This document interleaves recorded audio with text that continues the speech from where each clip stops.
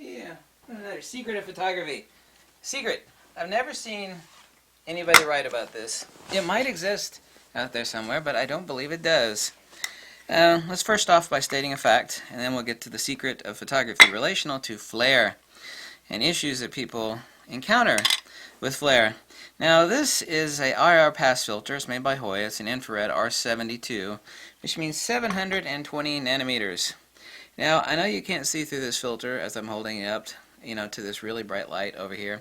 Even if I take it outside and hold it up to the sun, which you absolutely should not do because infrared is passing to the back of your retina, the sun would still look like a dark blob. In other words, this filter is darker than a well digger's butthole. Really, really, really dark. Now, here's another fact. This is meant to use on a camera that still has the IR hot filter in place. In other words, just an off-the-shelf camera, which has a greenish blue filter in there, which is meant to block, okay, let me repeat that, block infrared light. However, especially with mirrorless cameras, I love using this on my 35mm Fujifilm lens, and I could just walk around, just do normal photography at 1/60th of a second. I mean, it's blocking out basically all the visible light. So I take these really interesting infrared shots, handheld, with a DSLR. This is where mirrorless really shines, especially on infrared. Well, it shines a lot of places, but with infrared photography, and just walk around and take normal pictures, except I'm taking them in infrared. The point being, and I've never heard anybody ever write about this, even though there is an IR pass filter in this camera and all my other cameras, because I don't have any IR converted cameras, had one in the past, issue relational to flare, people have sent me and countless other people questions and concerns about, really odd flare. The sun is just creeping off to the corner of the shot. It's like, wow, just the flare is off the scale. I just don't get it.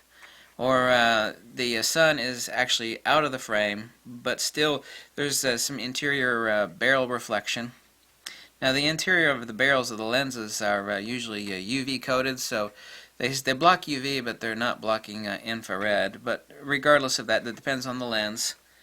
The reason why you have all these flare issues is that the infrared is making its way to your sensor. What do you think when I'm using this filter that is just darker than a well digger's fanny hole in front of any camera, whether that be DSLR or mirrorless, and I'm just walking around doing normal photography? All the visible lights are 98%, I believe. That's what the pass on the visible light of this. Because like I said, you got to hold it up to the sun. Not that you should do that, and the sun will look like a really, really dark blob. All that infrared light, even though there's an infrared blocking filter inside your camera, because these cameras are meant for visible light photography, right? But you can use them for infrared photography without any modification. I'm not talking about a conversion here. The reason why the flare issues that you're encountering and other people, I just can't figure out the flare, it's like it's going all over the frigging place. The reason for that is you're actually getting bloom in the spectrum, because these sensors, doesn't matter whether it's a Sony sensor or a Panasonic sensor, whoever the hell makes it, doesn't matter, it's still silicon wafer technology. They are sensitive in the UV, and they are sensitive in the IR. Now, certain IR pass filters or block filters, or the hot mirror, doesn't matter what the hell you call it, is that bluish green filter that sits in front of your sensor, is meant to block out that infrared light, but it is still infrared transparent. That's the reason why these filters exist, for example. You could use it with a non-converted camera. The reason why people are having all these freaky-deaky issues, especially on the people are complaining about the flare issues on their X-T2, they're talking about purple haze, and everybody was talking, and this is relational to the Fuji as well. People were talking about purple flare issues on the Fuji, or flare issues with any camera, Sony, Nikon, Canon. The flare issue is relational to the infrared.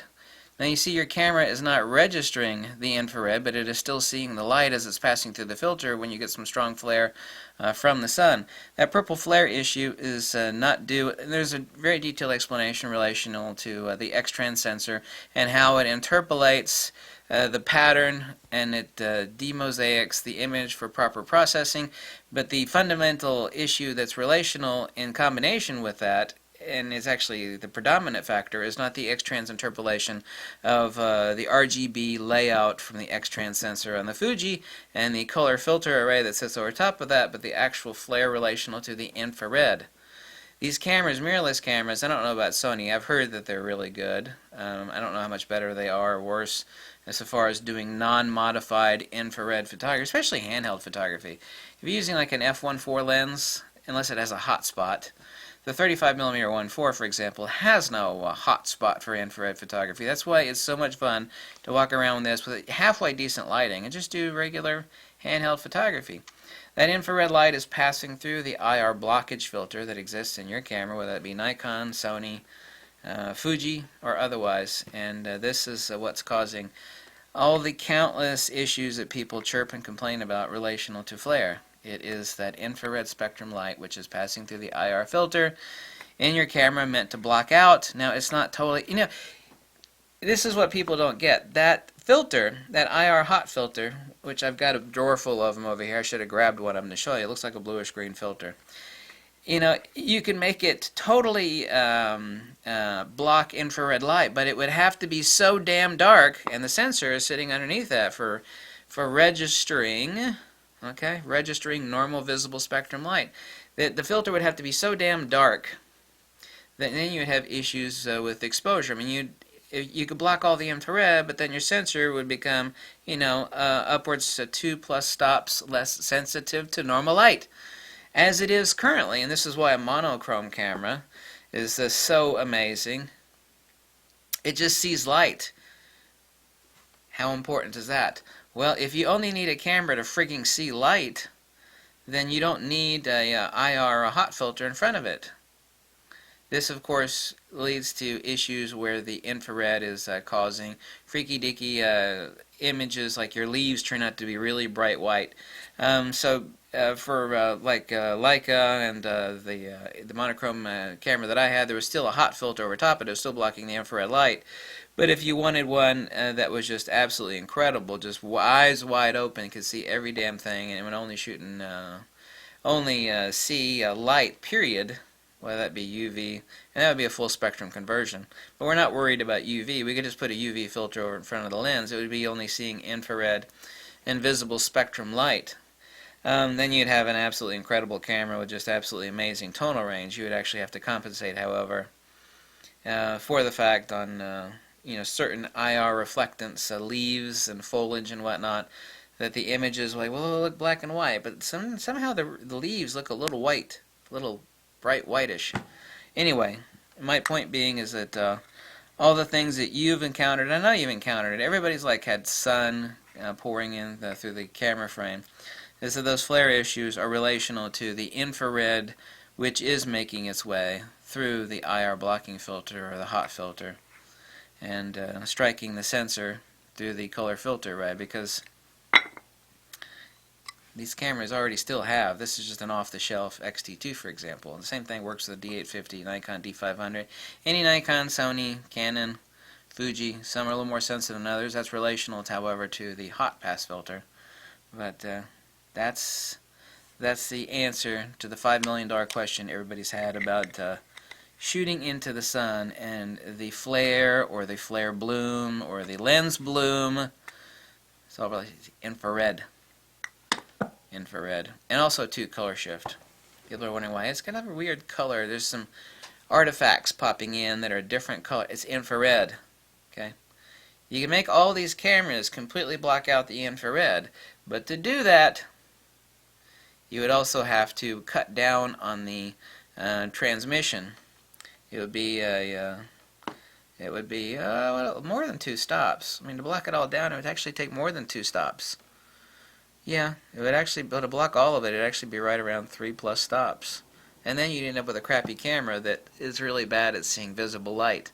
Well, it blocks all the IR, but it can't see light very well. Everything's a compromise in photography because these sensors, can't be designed, the sensor itself cannot be designed to only see visible light. They are seeing ultraviolet and they are seeing a lot of infrared. They block out most of the infrared, and there is a UV blocking filter. Over top of that, a lot of these are layered. There's a UV blocking piece of glass, And then there's an IR blocking piece of the hot filter that sits over top of the sensor. Anyway, I wanted to point that out. I hope that wasn't too much technical jargon, garbage, but no one else has discussed this issue or answered that issue, and I thought I would answer it. So, complain about how long-winded I am, but at least I answered the damn question, right? So I get a lot of complaints on my videos, like, oh, you talk too much. Like, yeah, I know, I'm the devil. You're right. I'm just horrible. Worst thing ever. I've also had too much coffee, and it's really late at night. Thank you for watching. Bye.